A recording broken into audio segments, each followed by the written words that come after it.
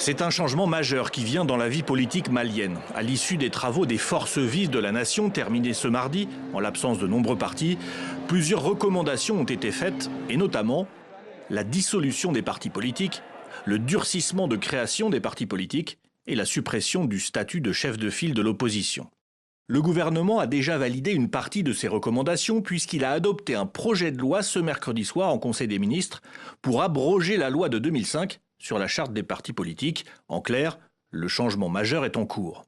Cet opposant politique estime, lui, que les décisions prises vont à l'encontre de l'article 39 de la Constitution actuelle qui a été adopté par le pouvoir lui-même. Cette liberté de création que la Constitution a garantie et reconnue pour les partis politiques n'est plus d'actualité. Donc nous pensons que là aussi, il y a une atteinte à la Constitution du 22 juillet 2023.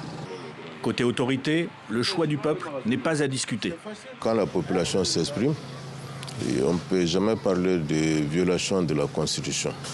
Parce que la souveraineté appartient au peuple et la volonté du peuple est toujours au-dessus de la Constitution.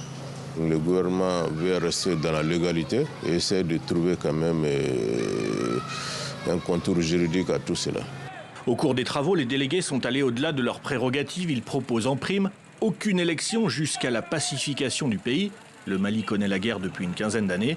Et surtout, dès cette année, l'installation pour 5 ans renouvelable d'Assimi Goïta comme président de la République.